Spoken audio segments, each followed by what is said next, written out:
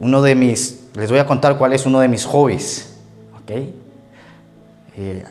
Uno de mis hobbies es, en verano, es tomarme un trozo de sandía con un poquito a lo mejor de jamón y sentarme en la mesa y ponerme una buena predicación. Porque un buen mensaje de la palabra de Dios, porque ¿cuánto me ha bendecido a mí la palabra? Amén. ¿Te ha bendecido a ti la palabra? Amén.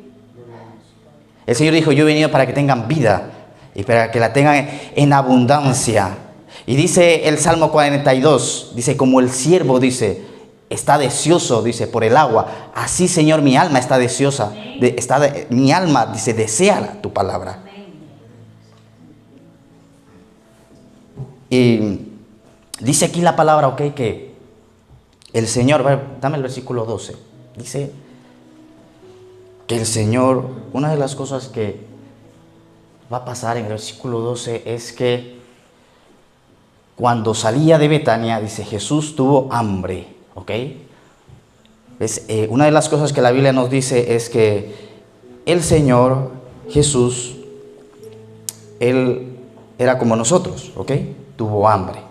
Por ejemplo, todo el Antiguo Testamento nos dice que iba a venir un Mesías, que el mismo Dios iba a enseñarnos, ¿verdad? Y nos dice el apóstol Pablo en sus epístolas que el mismo Dios, ¿ok? El mismo Dios que estaba en el cielo se despojó, dice, de sus privilegios y se encarnó en la persona de Jesucristo. ¿Sabes? Dios, Él quería ser hombre. Sin embargo, vemos en la rebelión de Satanás, ¿verdad? Satanás, Isaías 14 y Ezequiel 28, dice que Satanás quiso ser Dios y por eso es que cayó juicio sobre él. Bueno, a veces me han dicho, ¿no? ¿Por qué Dios creó al diablo? No es que Dios no creó al diablo. Dios creó un querubín protector, nos dice la palabra.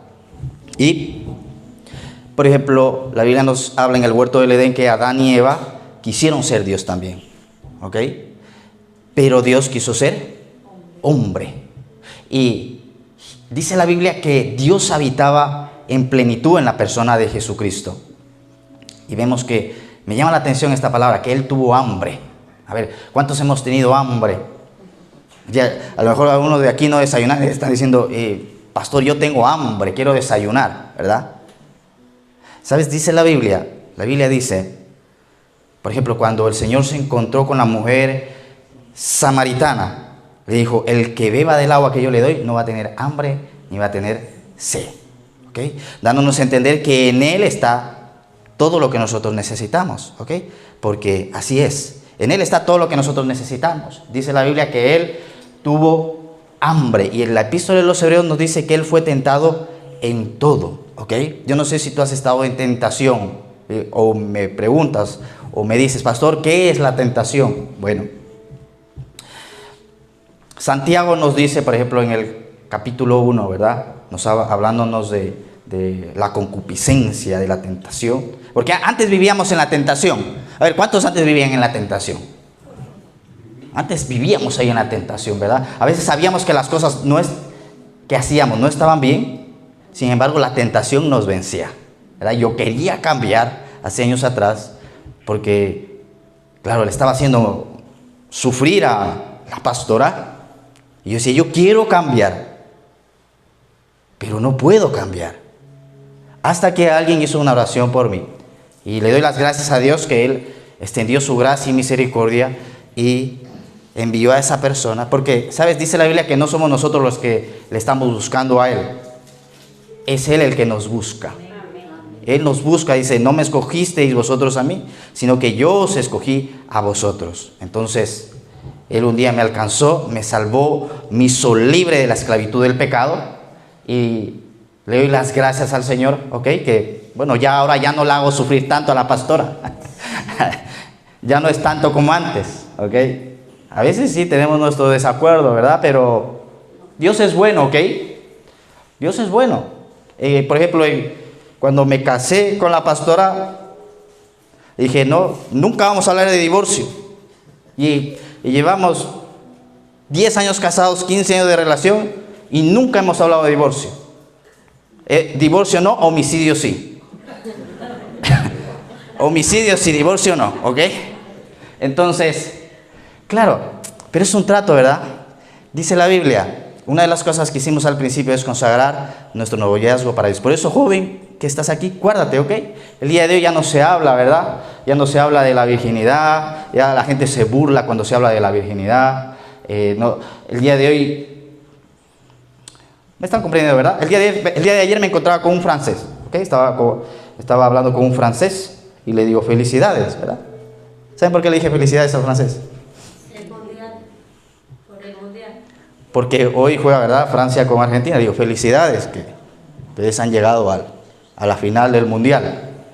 Entonces empecé a hablar con él. Y sabes, yo quiero decirte algo, tú no te sientas menos que un europeo o que una persona de raza blanca. No te sientas menos, ¿ok? Mira, dice la Biblia lo siguiente. San Juan capítulo 13, para que reviente el diablo.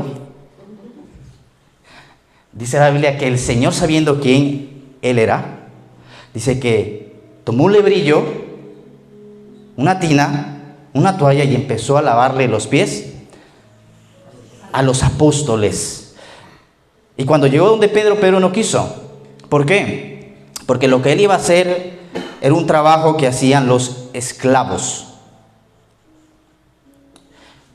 Más o menos, para que podamos entender, es como una persona que limpia o lustra zapatos. Más o menos era el trabajo o lo que iba a hacer el Señor. Entonces Pedro dijo, no, Señor, tú eres... A Pedro se le había revelado, ¿verdad? Dice que él dijo, tú eres el Cristo, el Hijo del Dios viviente. Entonces él dijo, no, Señor, yo tengo que lavarte a ti los pies, no tú a mí.